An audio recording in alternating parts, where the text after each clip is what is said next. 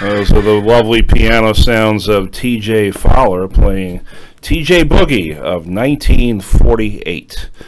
What we're going to see now is the post-war era with liberalism under Truman, the election of 1948, and then Truman's second term. One of the men who dominates this period in politics, although he does not become president of the United States himself, is Senator Robert Taft of Ohio.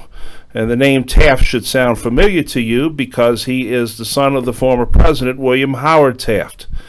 Robert Taft was an arch conservative in the Senate from the Republican Party, a staunch Republican, who felt that his father had been mistreated by many in the Republican Party, and did his very best to turn the Congress and the country in a more conservative bent in the post-war era. He is very much a man behind the scenes when it comes to certain of the major programs undertaken by the Senate and even in the House of Representatives as well.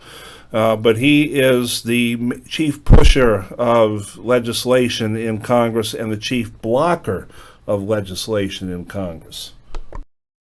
So what was liberalism under Truman?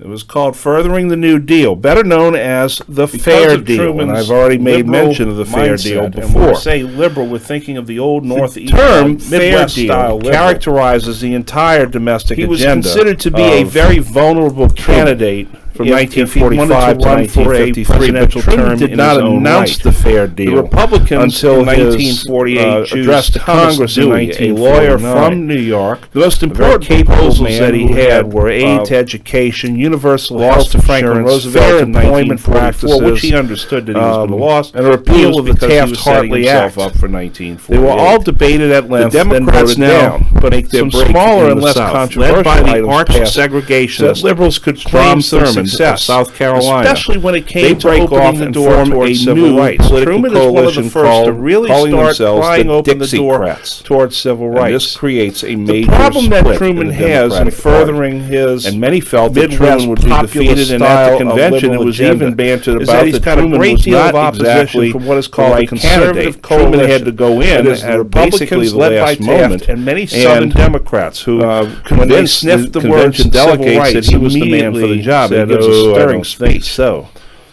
as it becomes closer and closer to the election, that there is this overwhelming Thomas Dewey is going to win the presidency at the time. That so much so that the Chicago Tribune, a Republican-leaning paper, where you have this one overarching problem gives the election gets in the way of blocking rather the agenda of a president. When all the votes are counted in the end, and if you will take very careful. It is a major that is going on right now, and they you see the Russia investigation gleefully holding aloft continues to hamper the president's ability, which is why things done in the White House. Newspapers and now it's even don't like to call the election until the last vote is counted. The Taft-Hartley Act, which was one of the things that Truman put control within both House hairs, was an act that favored big business and management over labor. Truman wants to favor labor more in the dynamic. That's why he calls it the Fair Deal. Election of and Truman wants to advance civil rights. Executive Order 9088 integrates the military. Massachusetts and so the military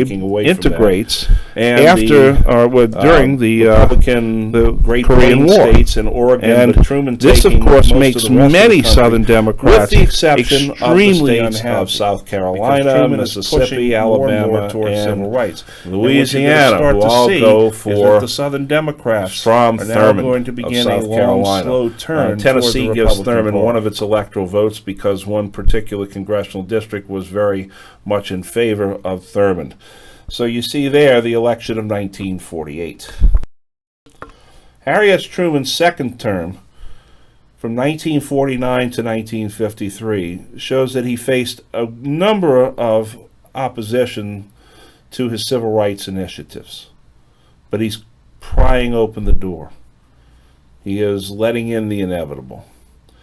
In 1949, the Soviets get a hold of the bomb. They get a hold of the bomb by stealing it from us. American scientists leaked nuclear secrets to the Soviets. You also had the Red Scare. The Red Scare severely undermined Truman because now conservatives who were opposed to any liberal or fair deal legislation could easily turn and taint it with communism and say, see, this is a communist thing, and people ran from that as if you were running from the plague. The Korean War severely undermined his presidency. And there was a widening American influence in a place in Southeast Asia called French Indochina. One of the nations that make that up is called Vietnam. The picture that you see there is that Truman, when he moved into the White House, this was actually the first house that he was the master of. He had always lived with the in-laws prior to this.